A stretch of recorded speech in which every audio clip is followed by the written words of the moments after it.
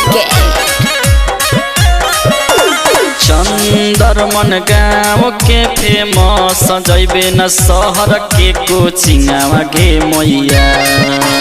चंदरमन गाँव के फेमस जैबे न शहर के कोचिंगवा गे मैया। बड़ी आराम से सिखाओ है सब सब्जेक्ट मैया। बड़ी आराम से सिखाओ है सब सब्जेक्ट मैया। जल्दी हमर नाम लिखाई देव मकंत सर के कोचिंगवा मैया। बड़ी आराम से सिखाओ है सब सब्जेक्ट मैया।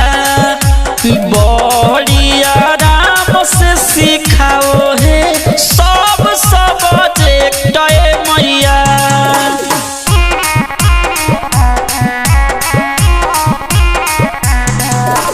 Music by Rajan rocket.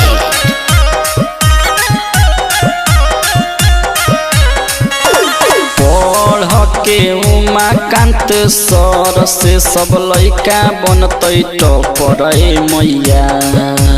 पढ़ के उमाकांत सर से सब लइका बनतै टॉपर मैया। चंदरमन गाँव के फेमस जैबे न शहर के कोचिंगवा गे मैया। बड़ी आराम से सिखाओ है सब सब्जेक्ट मैया। बड़ी आराम से सिखाओ है सब सब्जेक्ट मैया। खुल गया खुल गया खुल गया। जी हाँ, अपने ही गांव मोहल्ला में मार्गदर्शन कोचिंग ट्यूशन सेंटर खुल गया। स्थान चंदरमन। डायरेक्टर बाई उमाकांत सर, जिनका मोबाइल नंबर है 8809 15590 8809 15590। तो जाइए वहां एडमिशन कराइए और अपने बच्चों का उज्जवल भविष्य बनाइए। डायरेक्टर उमाकांत सर, मार्गदर्शन कोचिंग ट्यूशन सेंटर चंदरमन। यहाँ पर क्लास 1 से 12 तक के बच्चों को अच्छा शिक्षा दिया जाता है। विषय हिंदी, संस्कृत, मैथ, साइंस, सामाजिक विज्ञान, अंग्रेजी इत्यादि पढ़ाया जाता है। तो क्यों पड़े हो चक्कर में? कोई नहीं है उमाकांत सर के टक्कर में। क्यों पड़े हो चक्कर में? कोई नहीं है उमाकांत सर के टक्कर में।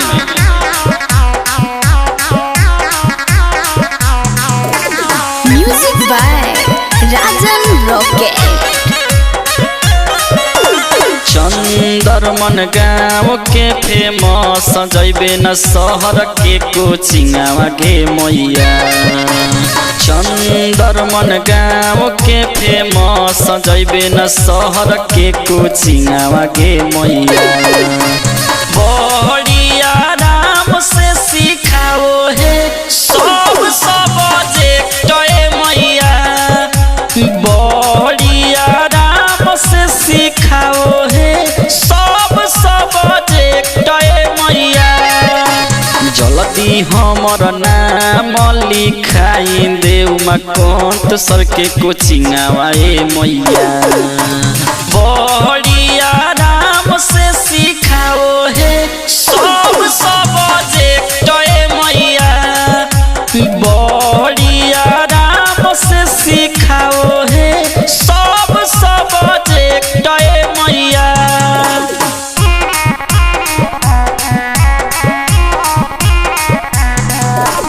Music by Rajan rocket.